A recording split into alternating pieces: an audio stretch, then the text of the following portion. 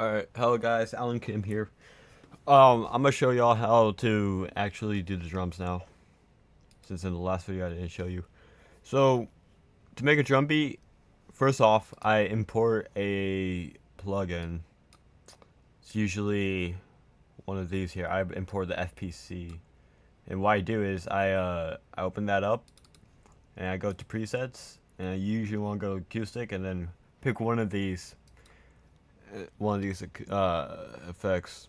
After that, you want to open up your piano roll, and for example, let me just start a new thing. So for to hear just the pattern, you want to click up here, pattern mode, and what this does is basically you can only hear this. So if I play this, it only plays this and not the entire song. So this would be useful if you're like trying to adjust or make arrangements for stuff like this. You also want to always add hi-hats or some sort of cymbal.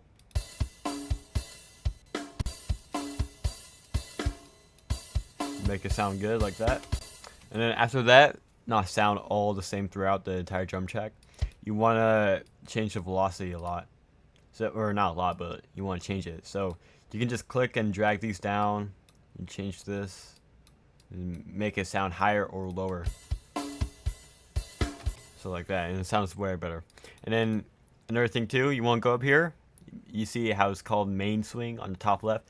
You want to drag that somewhere below the halfway point is really good. What this does is it adds a little subtle human failure and human mistakes. So it would be out of time just like a slight millisecond, and it sounded a lot better. So for example, let's get a example track like this.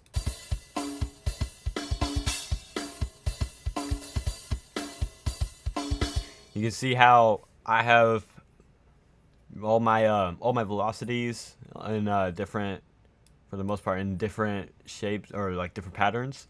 I also have these spread out too. And another useful tool is that you can always just drag and then move this around too, if need be. And after that, you basically just want to put it in your song. So like for example, the track we just made, you can put it right here.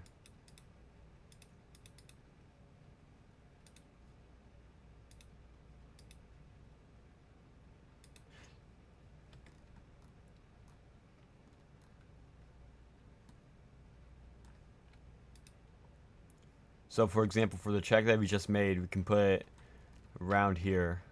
So like, we put it at the start, like right here, and then we can just copy this all the way through if we really want to. But to also add some spice, you also want to change up the drum beat for like the chorus or like a different verse or like a bridge.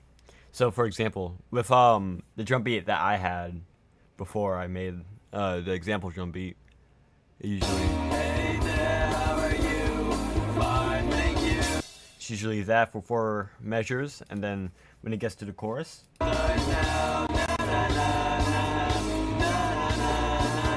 it changes up the drum beat. So for this drum beat, I just did a simple drum beat like this, and it's very nice to add something at the end to give it a little catchy kind of thing at the end of the measure. And then after that too, you can also go into here and like change this, like if you put it in a track 1 or like track 2 or something for these different patterns, you can also adjust the effects on it. You can make it have distortion, you can make it not. I don't know any of that. I'm like Alan Kim. I only know the bare minimum, and for the most part, that's really what you need for drums. Go back once over. Open up the channel rack, go here, import FPC, click on it, go to presets, or acoustic, and then select one that you like.